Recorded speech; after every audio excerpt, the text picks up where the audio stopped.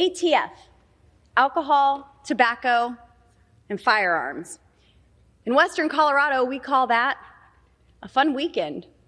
But DC bureaucrats have used this agency to infringe on the rights of the American people. You know what I think is a fun weekend? Not getting murdered in a mass shooting. So far, just in January of this year, we've had 52 mass shootings, 87 people dead, and 205 injured. We've had more mass shootings this year than days in the year. And the American people are supposed to think that your gun fetish and obsession is more important than the victims of gun violence? Give me a break. According to your statement, Lauren, DC bureaucrats are using this agency to infringe upon the rights of the American people. Well, could it be that the agency is actually using their power to enforce what little gun regulation that we have to get guns out of the hands of people with nefarious intentions? Could it be that the agency is actually using their powers to limit the number of guns in the hands of criminals? And if I recall, Lauren, the rights of the American people are to life, liberty, and the pursuit of happiness. What about the life of all of the victims of gun violence in this country? What about that life?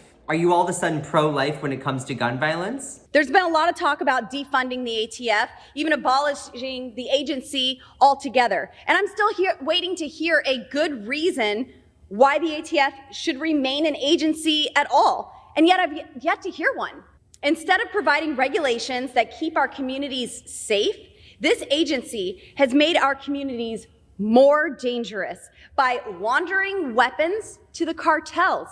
Operation Fast and Furious exposed the recklessness of the ATF. Alcohol, tobacco, and firearms. Three things in which, without regulation, lead to extreme health risks and dangers. Yet you want to abolish the agency that oversees said regulations. Sounds like you really are promoting safety and good well-being for the American citizens, huh? Look, I get it. It's a culture for you. It's a culture of guns and more guns, and I mean, you even had a restaurant that allowed waitresses to carry guns. I get it, it's a culture. It's a cultural thing for you. Your gun culture, though, puts the lives of Americans at risk. So you point out that it's a fun weekend, it's in your culture, guns and alcohol and tobacco, guns, a tool that's used to kill. A large chunk of your culture relies on a tool in which kills people, which if not regulated leads to even more death, in which you want to get rid of said regulation. Look, and I'm not including people who hunt for a living.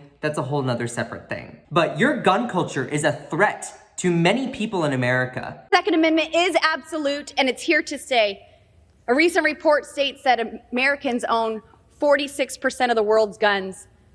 I think we need to get our numbers up, boys and girls. Your gun fetish is not more important than the deaths of so many kids in school shootings. There are more guns in America than there are people. There's 120 guns per 100 people, and not everyone owns a gun. So that means that there are people with rooms and rooms of guns. There's the logic of, it's just more guns equals more safety, because a good guy with a gun can take out a bad guy with a gun. Well, the more guns that there are, the more likely all of them are to go off. The more likely more shots are going to be fired, the more likely there's going to be violence. Just admit it. Just out yourself. You're glorifying gun culture. You're glorifying a culture that relies on a tool in which kills people. You think that that is the best use of your pastime. You think that's the best use of your identity, the best use of what you consider a culture.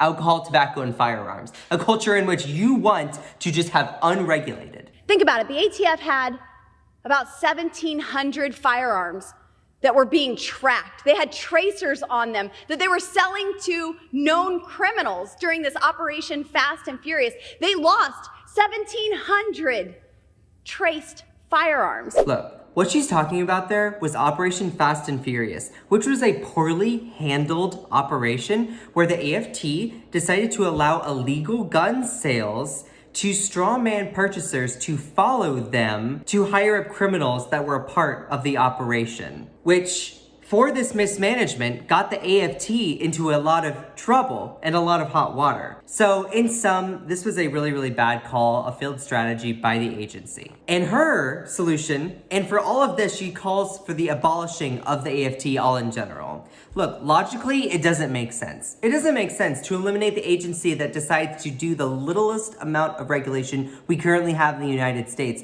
on alcohol, tobacco, and firearms. 3 things that if left unregulated can lead to major negative health outcomes. That's the same failed logic that says, oh, there's a fire that the fire department forgot to put out. Therefore, the fire department is horrible, they're awful, they're bad. Let's call for the abolishment and the abolition of the fire department.